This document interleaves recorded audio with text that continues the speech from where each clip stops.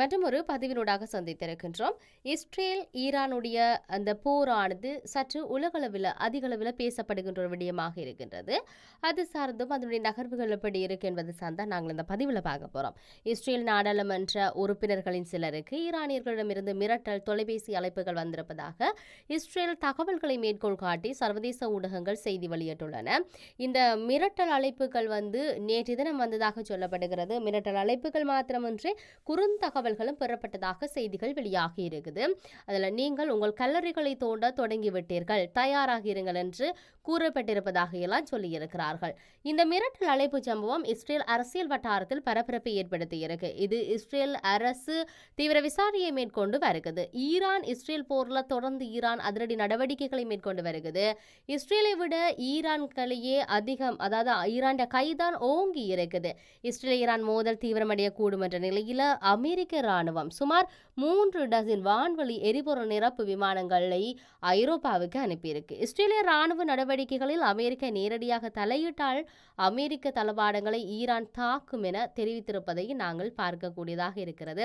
இது இவ்வாறு இருக்க, இன்னொரு பக்கம் தெஹ்ரானை உருத்தெறியாமல் அழிக்கின்ற இஸ்ரேலுடைய போர் விமானங்களை பார்க்கக்கூடியதாக இருக்குது.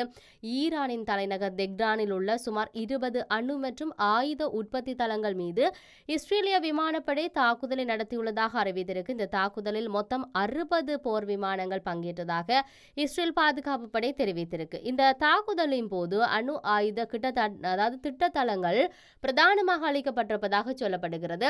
அதன்படி அணு ஆயுத திட்டத்தில் தொடர்புடைய ஆய்வு மற்றும் மேம்பாட்டு மையங்கள், உற்பத்தி தளங்கள், யுரேனியம் செறிவூட்டும் உள்கட்டமைப்புகள் தாக்கப்பட்டிருப்பதாகவும் சொல்லுகின்றார்கள்.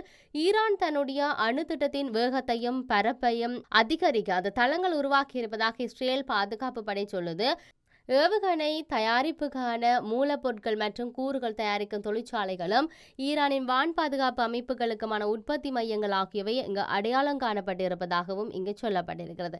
இப்படி இருக்கின்ற பொழுது தொடர்ச்சியாக அமெரிக்காவினுடைய ஆதரவு இல்லாட்டி அமெரிக்காவினுடைய ஒரு செல்வாக்கு என்பது இந்த இஸ்ரேல் ஈரான் போரினுடைய ஆரம்பத்திலிருந்து இருந்து வருவதை பார்க்கக்கூடியதாக இருக்கிறது. என்று 7வது நாட்களாக தொடர்ச்சியாக இந்த போர் இடம்பெற்று வருகிறது.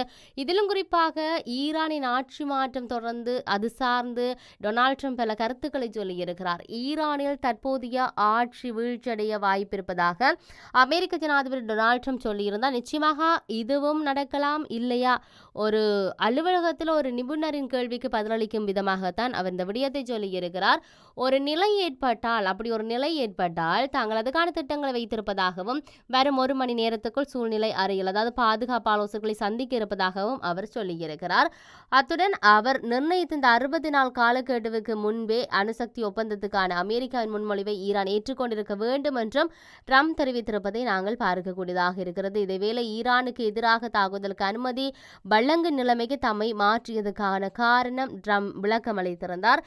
கடந்த வியாழக்கிழமை வெள்ளிக்கிழமையில் இஸ்ரேல் மேற்கொண்ட ஆரம்ப தாக்குதல் தான் இதுக்கு காரணம் என்ற விடயத்தை அவர் சுட்டி காட்டியிருப்பதாகவும் இங்கு சொல்லப்பட்டிருக்கிறது. இதையும் தாண்டி ஈரானை நோக்கி தற்பொழுது அமெரிக்காவின் இரும்பு பறவைகள் எல்லாம் பாய போகிறது என்று சொல்லியிருக்கிறார்கள். அதாவது 3வது போராக இது இருக்குமா, இல்லாட்டி பெரிய பாரிகளவில் ஒரு அழிவை ஏற்படுத்த போகிற நிலைப்பாட்டுக்கு கொண்டு போகும்போது இந்த போர் என்கின்ற நிலைப்பாட்டோடு பல நகர்வுகள் நகர்ந்தாலும் ஈரானின் போர்ட்டோ அணு உற்பத்தி நிலையத்தை தகர்த்த பங்கர் பஸ்டர் வகை வெடிகுண்டுகளை பயன்படுத்துவது தொடர்பில் தனது ராணுவ ஆலோசகரிடம் அமெரிக்க ஜனாதிபதி கேள்வி எழுப்பியிருக்கிறார். சுமார் 30,000 பவுண்டுகள் எடை கொண்ட MOP என்ற அந்த பெயரிலான பங்கர் பஸ்டர் வகை குண்டுகள் அமெரிக்க ஆயுத களஞ்சியத்தில் இருக்கிறது. ஆனால் இஸ்ரேலுக்கோ அந்த வகை குண்டுகளோ அவற்றை பயன்படுத்த தேவையான பெரிய ரக விமானங்களோ இல்லை.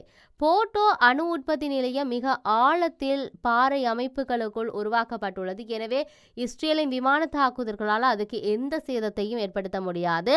இந்த நிலையில் போர்ட்டோ அணு உற்பத்தி நிலையத்தை அழிக்க இஸ்ரேல் அமெரிக்காவின் உதவியை நாடியிருக்குது.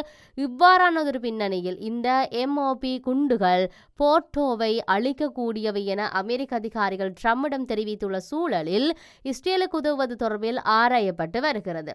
ஈரானை தாக்குகின்ற திட்டங்களுக்கு அமெரிக்க ஜனாதிபதி டொனால்ட் ட்ரம்ப் ஒப்புதல் அளித்திருப்பதாக சர்வதேச ஊடகங்கள் செய்திகள் எல்லாம் வந்திருந்தது.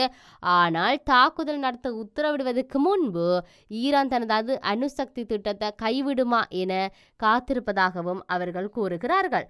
இதையும் தாண்டி தொடர்ச்சியாக ஈரானுக்கு எதிராக இஸ்ரேலின் தாக்குதல்களில் அமெரிக்கா நேரடியாக சேர்ந்து கொள்கிறதா என்பது குறித்து நெருக்கடியான சூழ்நிலை உருவாக்கியுள்ள பின்னணியில் தங்கள் பக்கம் நிற்பதாக ட்ரம்ப், அதாவது பிரதமர் பெஞ்சமின் நெத்தன்யாகு அந்த நிற்கிற ட்ரம்புக்கு நன்றியை தெரிவித்திருக்கிறார். தாங்கள் தொடர்ந்தும் தொடர்பில் இருப்பதாகவும் இரவிலும் ஜனாதிபதி டொனால்ட் ட்ரம்ப் மிகவும் நட்பான உரையாடல் நடந்தது என்ற விடயத்தையும் அவர் சொல்லுகிறார். அவ்வப்போது இந்த நிலையில் இஸ்ரேல் தற்பொழுது பல வரிதரும் இழப்புகளை சந்தித்து வருது. எனினும் மக்கள் உறுதியுடன் இருக்கிறார்கள். இஸ்ரேல் இதைவிட பலமாக இருக்கவில்லை என்றும் அவர் தனது நாளாந்த அறிக்கையில் சொல்லுகிறார்.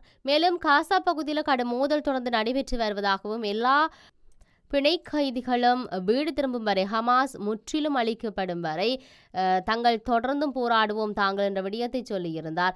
இவ்வாறான ஒரு பின்னணியில் சர்வதேச ஊடகங்களை மேற்கோள் காட்டி இஸ்ரேலிய உயர் அதிகாரிகள் அமெரிக்கா இந்த தாக்குதலில் இணைந்து விடும் என உறுதியாக கூறி வந்திருந்தது. அந்த பின்னணியில் பல அதிர்ச்சி தரக்கூடிய தகவல்களும் தற்பொழுது வெளியே வந்திருக்கின்றன என்பதை சொல்லுகின்ற பொழுது தொடர்ச்சியாக பொறுத்திருந்து பார்ப்போம். இந்த இஸ்ரேல் ஈரானுடைய போர் எவ்வாறு நகரப் போகின்றது என்பதை மற்றும் ஒரு பதிவினூடாக சந்திப்போம். வணக்கம்.